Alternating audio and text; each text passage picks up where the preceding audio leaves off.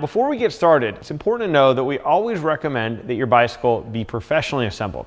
Or if you choose to follow this video and do home assembly, we recommend that a professional bicycle mechanic safety check your bicycle before riding. Now let's get started. Let's get started on assembling your 600X. All you'll need is a Phillips head screwdriver and some household scissors to get started. Let's unpack the box and lay everything out.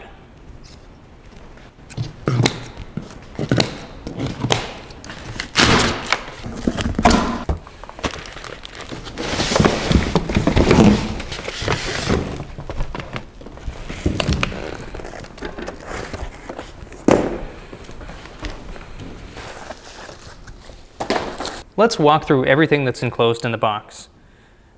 We have the rear reflector, the pedals, we have some components that we'll use on the suspension fork in a little bit, and all of your tools for assembly, and all of the manuals. And this is a great time to just read through all those and familiarize yourself with all the aspects of them. And we have the seat and the seat post. And one note about taking the packaging off your wheel. We have this protector to protect the front rotor on here, and it's stuck into the hub. So when you remove this, it might take a little bit of force, but it might also bring the cap from the hub with it. So if this looks like you're just seeing silver on here, and there's a black piece that's still attached to the piece of protective plastic here, you want to remove that and just stick it back onto the hub where it belongs. Let's start by flipping the stem around and installing the handlebars. So grab your 4mm wrench and start by loosening the pinch bolts on the stem. So now reorient the stem just by turning it around so that it's facing forward here, and that also with the fork, your lockout is here on the right and your disc brake caliper is on the left. And you can get that pretty close to straight and then just tighten it up a little bit for now. We're going to go back and check everything once the bike is completely assembled. Now, in order to start installing the handlebars, just remove the 4 faceplate bolts and remove the faceplate. So now we're just going to grab the handlebars, and we're just going to pay attention to the cable routing here because we want all the cables in the housing to be in front of the handlebars and coming towards the left of the bike here and not tangled in any way. So this all looks good so far. So I'm just going to put the handlebars up against the stem here, hold them in place, and just put the faceplate on top of them. You can see some lines or some knurling on the handlebars here, and that's a good guide as to where the center of the handlebar is. So you can use that to line up the position of the handlebar relative to the faceplate. Yeah, before we tighten this all the way down, let's just confirm our cable routing here. We want the shift cables running underneath the rear brake cable into the frame and around the front of the bike to the left. And we want our front brake line running to the outside here, separate from the other cables and lines. So this looks great. And we just want to confirm the angle of the handlebars as well. We're going to recheck this once we get the front wheel on, but we want them basically level, but with the brake levers facing down at about a 45-degree angle. So you want to tighten these down in kind of a star pattern and just go opposite.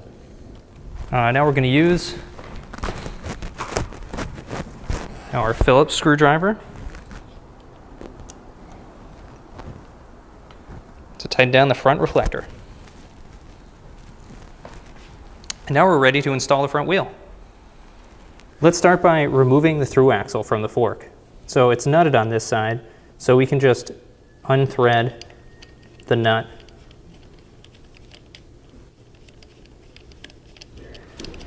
Just remove that for now, and then just pull the through axle out and remove the packaging material. So now I'm just going to grab the pad separator from the brake caliper and just remove that. Now we're ready to put the wheel in. So you want to make sure that the rotor is going into the caliper. Looks good. And then we're just going to take our through axle, feed it through the hub all the way. So so it's sticking out into the other side of the fork. Hold that nut in place again, and then just turn the through axle, quick release lever until closing it with your hand requires some force. You want it to be such that pushing down that lever puts an imprint in the palm of your hand. Double check that the brake is clearing the rotor, and it looks great. So now we can put our kickstand down and move on to the next step. So you want to make sure that you install the seat post further than this minimum insertion point. It's marked with these little hash marks. When you install the seat post, get it close to your desired height, and then just tighten that quick release. It should be tight enough so that it leaves an indentation in the palm of your hand. Now we're ready to install the pedals. So the right and left pedal are side specific, and they should come with a sticker on them marked R and L. If those stickers fell off for whatever reason, right here on the spindle of the pedal, the left side has a line that goes around it, so you can always identify it by that. These pedals make it easy to install, at least starting out, because they take a 6mm Allen, so we should supply you with one of those. So I'm going to use that to start this off, and then from your point of view, this installs clockwise. Now for the left pedal, I'm going to do the same thing, but from my point of view, this pedal installs counterclockwise, which is reverse thread. So it's really important to keep that in mind. So now we've gotten the pedal started out with the 6mm. I'm going to use the 15mm wrench to just give them one final tighten, because you want these to be good and tight. Let's tighten that up nice and snug, enough so that the tool leaves an indentation in the palm of your hand. We're going to do that on both sides.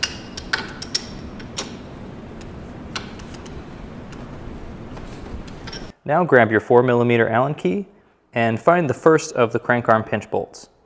They're located right here on the crank arm. And just insert that, hold the other side, and tighten it till it leaves an indentation in your hand. And then go ahead and rotate the crank so you can access the other side. Do the same thing, tighten it till the tool leaves an indentation in the palm of your hand, and then go ahead and repeat the same process on the other side of the bike. Now we're going to install the rear reflector on the seat post. I usually put it up nice and high just in case we have to make some adjustments. Use your Phillips screwdriver. Make sure it's straight.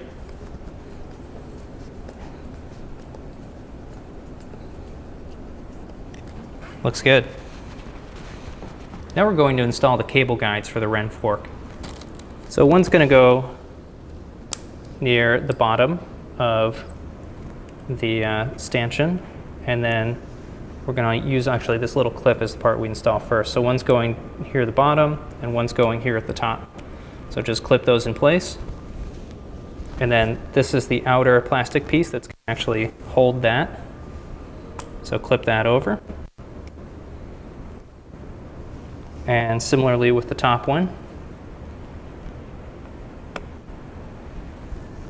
And now we're going to take our supplied zip ties and just run those through the guide. Just pull that snug. And then just clip off the excess zip tie.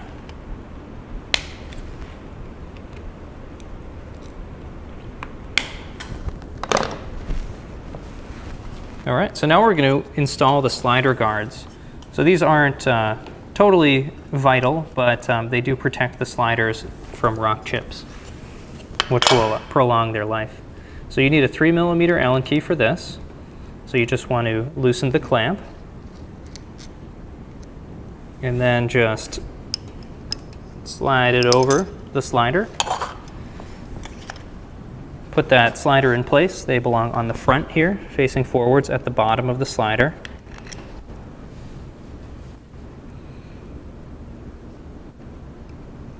And then just snug that up. It doesn't have to be super tight. Max of 5 Newton-meters for those of you using a torque wrench. That's just the same. on the other side.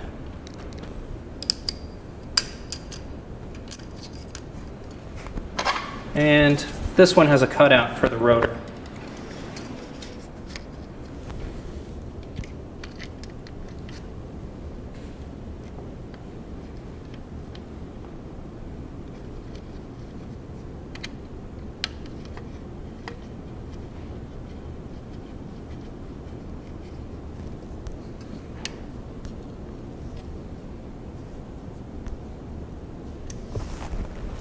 There you go, looking good.